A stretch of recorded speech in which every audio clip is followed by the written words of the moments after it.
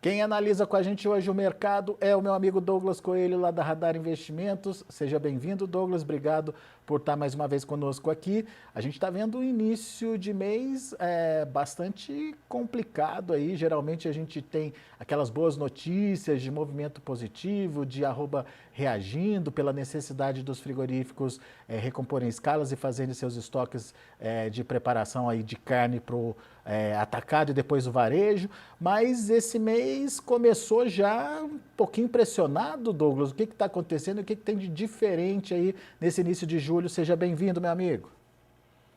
Olá, meu amigo Alexander. Olá, a todos os amigos que nos assistem. É sempre um prazer estar aqui com vocês.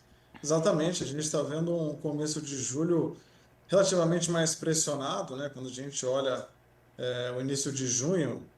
E o que explica isso pode ser também esse frio que a gente viu recentemente, atrapalhando a qualidade das pastagens em boa parte das praças pecuárias que a gente tem visto. Pecuarista talvez com menos poder de barganha para reter esse animal, acaba vendendo um pouco mais. Isso aliviou em parte as escalas de abate da indústria. Então hoje a gente vê aí tentativas de compra em São Paulo na casa de 310 à vista, é a moda do levantamento, o preço que aparece mais no nosso levantamento, mas isso não implica que é uma tendência contundente de baixa. A gente acredita que isso seja um ajuste negativo pontual. A gente tem um cenário de exportação muito forte, no primeiro semestre como um todo, né? O primeiro semestre já ficou para trás, então nossa expectativa para o segundo semestre é bem construtiva. Os principais players, Estados Unidos, Argentina, Uruguai, ainda estão relativamente fragilizados. A gente está numa posição confortável global para exportar carne bovina. A China recentemente voltou a pagar mais pela tonelada exportada, mas é fato que agora a gente vê a indústria com escalas mais aliviadas quando a gente olha os dias anteriores, as semanas anteriores. A carne no atacado, quando a gente olha em junho, ela não teve tanta reação, passou boa parte de junho em 21,50. Nos últimos 10 dias veio para mais próximo de 21 no atacado, né? Possivelmente a gente está no dia 2 do 7 aí, entre hoje e amanhã pode haver alguma reação, mas dado o comportamento não seria uma reação vigorosa, pode ser uma reação mais tímida. Então esse cenário deixa a indústria mais confortável para testar os 310, é isso que a gente está vendo hoje. Então, alvo dos frigoríficos, R$ 310, com possibilidade de romper esse patamar de preço aí, na sua opinião, Douglas? Pergunto isso porque temos a possibilidade de entrada do animal de confinamento, né, já a partir da segunda quinzena de julho. Seria um problema para manter esses preços aí? Sim, a entrada de animais de confinamento ela pode ser mais cadenciada, né? Ela não, ela tem o pico da saída ali entre setembro, outubro, mas acredito que em julho não seja uma oferta concentrada a ponto de derrubar a arroba. Eu acho que essa pressão, esse ajuste negativo nos 310, ele é pertinente. A gente está na virada do mês, possivelmente não tenha tanto espaço para emplacar R$ 10 para baixo, aí chega mais próximo de 300, mas uns 305, 315, 320 é bem factível, seria algo bem dentro do que a gente está vendo por aqui, nesses primeiros dias. Aí, meados do mês, sempre tem aquela questão de renda disponível da população, né? E a gente entra em agosto mais com uma cara de entre-safra. Mas seria um ajuste pontual. Acho que 5, 10 para baixo, 10 para cima está bem dentro. Agora, uma tendência negativa nessa entre-safra, pelo menos isso a gente não está vendo nesse momento agora. Muito bem. Você falou das escalas. Escalas estão muito longas, Douglas? Na média, a gente vê que a maioria dos frigoríficos aí precisa preencher as operações dos dias 14 a 15, 16. Quem está um pouco mais apertado está fazendo 9 e 10 de julho, mas na média aí entre 13, 14 e 16 seria uma necessidade mais comum entre a indústria. Pouco mais de 10 dias aí de tranquilidade em termos de escalas, que são escalas relativamente alongadas, não sei se dá para dizer alongadas, mas são escalas confortáveis, esse é o termo, né, Douglas? Exato, exatamente. Eu usaria aliviadas, né? Teve um alívio pontual com esse frio e a indústria mais aliviada, não tem necessidade de pagar preço para cima. Por isso que ela está trazendo mais para o 10, mais para o 5 aí. Muito bem.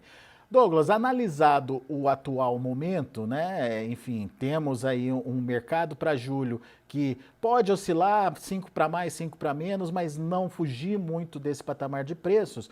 Olhando agora para o que pode acontecer mais adiante, Douglas, dá para dizer que a gente tem um ano tranquilo e favorável para o pecuarista? Favorável é uma palavra muito forte também. Eu acho que, sem dúvida, deve ser um ano que ele tem que estar preparado para adversidades também. Acho que ano passado ninguém esperava, acho que nem o pecuarista, o analista, o banker mais otimista esperava aquela rasgada de 50, R$ 40 de setembro para frente, né? Foi um mar de brigadeiro, a arroba subiu muito forte.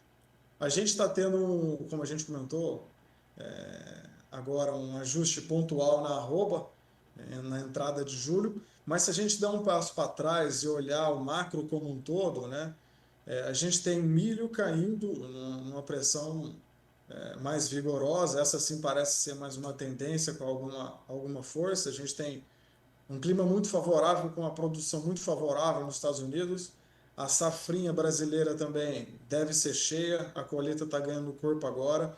Então, de um lado, a gente tem o milho com preços mais pressionados. Do outro também, a gente tem possivelmente cortes de juros já a partir de setembro dos Estados Unidos, que também reforça essa visão de dólar mais fraco perante as outras moedas, né? A gente trabalha com dólar de 5,40, 5,50 hoje em dia, né? Recuou bem, mas deve ficar pressionado.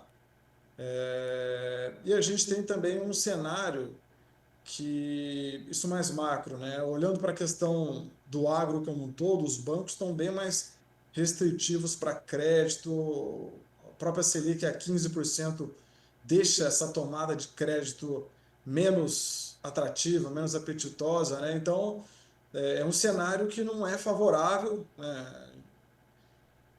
A gente tem muita variável mexendo ao mesmo tempo, né? Não é um cenário que a gente tem as variáveis estáveis ali, a gente traça um cenário mais convicto, mas esse é o cenário negativo, né? Que a gente falou, ó, milho para baixo, dólar para baixo, crédito mais complicado, mas tem um lado positivo também que a gente deu uma pincelada no início da nossa conversa. Estados Unidos ainda muito fragilizado na questão de oferta, né? Possivelmente dos últimos 10, 20 anos, né? Uma baixa de matrizes muito forte, sem recomposição de oferta em curto prazo. Deve ser um player que não deve incomodar tanto assim no mercado global. Pelo contrário, a gente viu que em 2025 ele aumentou bastante a participação das importações de carne bovina brasileira.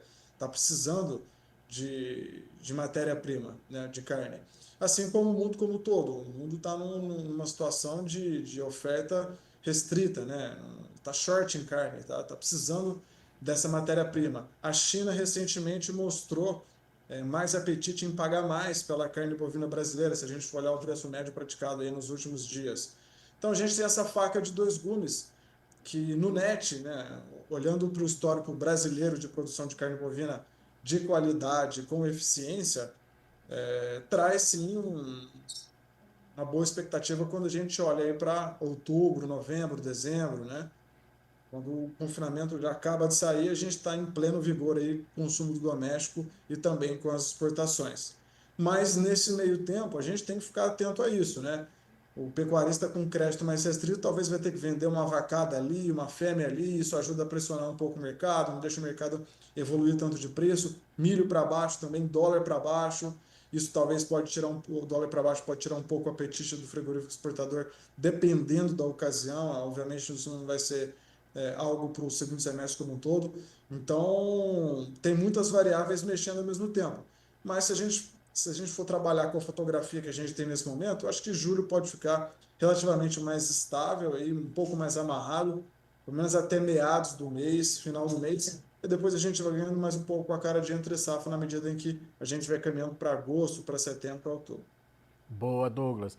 Bela análise, portanto, vale aí ficar sempre com esse sinal de alerta, esse sinal de atenção aí, acompanhar, obviamente, esses mercados. Crédito restrito pode fazer com que o pecuarista avance aí na oferta de animais no mercado, e isso pode trazer um volume inesperado aí para o mercado e que pode, talvez não pressionar preço, mas dificultar uma elevação mais consistente das cotações, e o dólar perdendo aí patamar de preços aí quando a gente compara com a moeda brasileira se valorizando, o que torna a exportação menos competitiva. Mas olhando para o mercado internacional, a carne brasileira ainda é competitiva, então tem uma gordurinha para queimar aí, né, Douglas? Mas é uma atenção que a gente precisa ter, principalmente por conta de a necessidade de terem que pagar mais pela carne brasileira. Será que o mercado internacional está disposto a isso? Vamos ver. Isso que o Douglas está chamando a atenção aí de todo mundo. E a partir de agosto, uma cara nova aí para o mercado, com essa tendência mais positiva para os preços, sempre lembrando desses pontos de atenção que o Douglas trouxe para a gente. Meu amigo, obrigado, show de bola, volte sempre. Eu que agradeço pela oportunidade, um forte abraço, até mais. Até a próxima.